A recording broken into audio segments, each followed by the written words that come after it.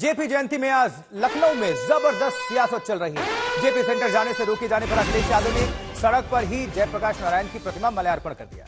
JP centre जाने से रोके जाने पर समाजवादी पार्टी आज सड़कों पर है। अखिलेश ने घर के बाहर जमकर बवाल वहां पर देखने को मिल रहा है। अखिलेश यादव के जो समर्थक हैं उनका जमावड़ा है। जेपी कन्वेंशन सेंटर में इस पर अखिलेश यादव को जाने नहीं दिया गया और जेपी सेंटर के गेट पर 3 की ऊंची दीवार लगा दी गई। अखिलेश यादव कल रात को ही जेपी सेंटर पहुंचे थे और आज फिर से अंदर जाने का ऐलान किया, लेकिन प्रशासन के मनाए जाने पर अखिलेश मान गए। घर के बाहर ही जेपी को नमन किया और फिर अखिलेश यादव ने योगी सरकार पर हमले की बौछार कर दी। 3 तस्वीरें, एक पिछले साल की तस्वीर है, 11 अक्टूबर 2023 जब दीवार फांद कर गए थे माल्यार्पण करने और जेपी सेंटर जाने से रोका तो किस तरह से समाजवादी पार्टी के जो कार्यकर्ता है सड़कों पर ही लेट गए।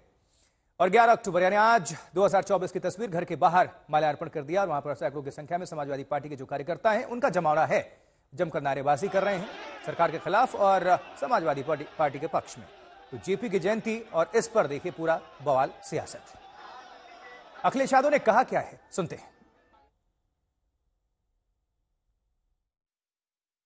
भारतीय जनता पार्टी ने हर अच्छा काम रोका है, लेकिन आज हम लोग सड़क पे खड़े होकर के जननायक जयप्रकाश जी को याद भी कर रहे हैं। ये सरकार रोकना चाहती है कि हम माल्यार्पण न करें, लेकिन हम लोगों ने यहाँ पर सड़क पे ही माल्यार्पण कर दिया है। और जयप्रकाश जी के नाम पर जो स्मारक बना है उसको इसलिए ढका हुआ है, कहीं साजिश है उसके पीछे, और साजिश ये है कि लोग बेचना चाहते हैं। सोचिए ऐसी सरकार जो म्यूजियम बेच रही हो, जननायक भारत रत्न जयप्रकाश जी के स्मारक को भी बेच रही हो, उससे क्या उम्मीद करोगे लोकतंत्र में और संविधान की रक्षा की। समाजवादी लोग जयंती हर साल मनाते हैं और इसी तरह मनाते रहेंगे। आज पुलिस ने रोका है, ये पुलिस कब तक खड़ी रहेगी?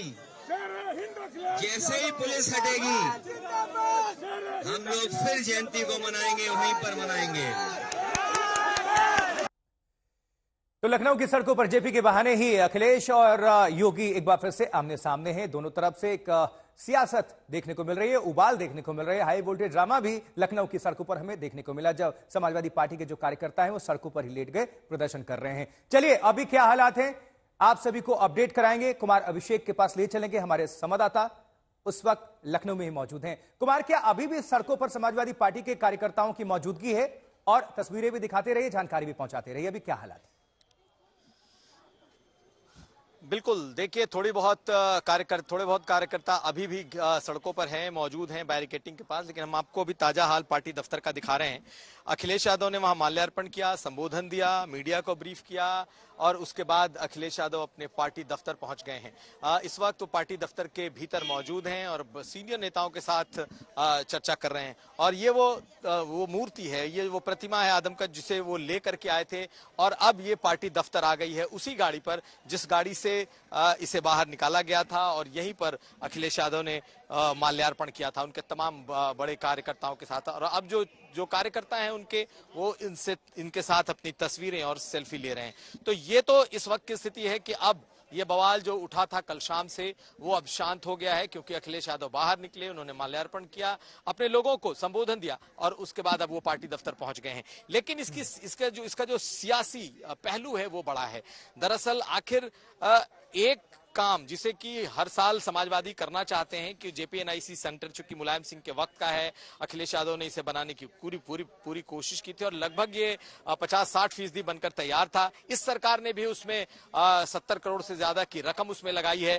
तो चाहते हैं कि वो इस जेपीएनआईसी जो कि जयप्रकाश नारायण के नाम पर इंटरनेशनल कन्वेंशन सेंटर है उसमें जाकर के उनकी प्रतिमा पर माल्यार्पण करें, लेकिन पिछले कुछ सालों से नहीं जा पा रहे हैं। तो इस पूरे मुद्दे ने सियासी जोर पकड़ लिया और आखिर इसका फायदा नफा नुकसान किसको हुआ ये तो साफ तौर पर दिखाई दे रहा है। आप जुड़े रहिएगा, आपके पास वापस हम दोबारा आएंगे। इस बीच रामगोपाल यादव क्या कुछ कह रहे हैं, उन्होंने आज तक से बातचीत की है, सुनवाते हैं। जेपी एनआईसी सेंटर पर जाने से तमाम समाजवादी पार्टी के कार्यकर्ताओं को, हालांकि साथ ही साथ अखिलेश यादव को भी जाने से रोका जा रहा है। हमारे साथ राज्यसभा सांसद रामगोपाल यादव हैं। सर, क्या कुछ कहेंगे? सेंटर पर जाने पे तमाम कार्यकर्ताओं को रोका जा रहा है। तानाशाही सरकार है। बिल्कुल जयप्रकाश जी जैसे महान स्वतंत्रता संग्राम सेनानी की प्रतिमा पर माल्यार्पण करने से रोकना, ये किसी भी भले आदमी की समझ के बाहर है। लेकिन जब बुद्धि खराब होने लगती है सत्ता की वजह से लोगों की, तो इसी तरह की हरकतें करते हैं। ये इनके चलाव से पहले की स्थिति है। क्या ये माना जाए कि राजनीति है या सरकार पावर का इस्तेमाल कर रही है? सरकार पावर का दुरुपयोग कर रही है। राजनीति इसमें हो ही नहीं सकती है, क्योंकि राजनीति होती, कोई समझदार व्यक्ति राजनीति की ये बात कदम उठा ही नहीं सकता। ये तो आत्मघाती कदम है सरकार के लिए।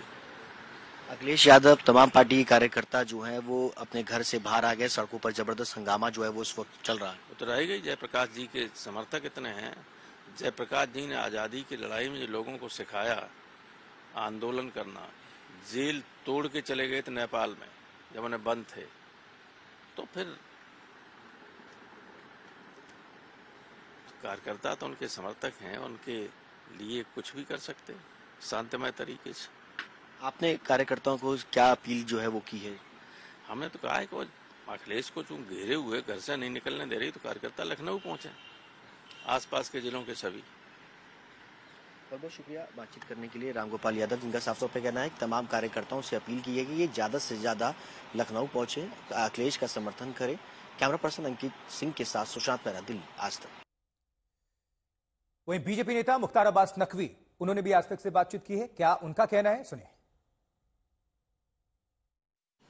वरिष्ठ बीजेपी नेता मुख्तार अब्बास नकवी इस वक्त हमारे साथ बातचीत करने के लिए मौजूद हैं। सर, उत्तर प्रदेश में लखनऊ में जिस तरीके से बैरिकेडिंग की जा रही है जेपी एनआईसी के बाहर, अखिलेश यादव इस बात को लेकर के सवाल उठा रहे हैं कि उनको श्रद्धांजलि देने से रोका जा रहा है। देखिए, मुझे लगता है कि इसे बात का बतंगड़ बनाने की बात कहा जा सकता है।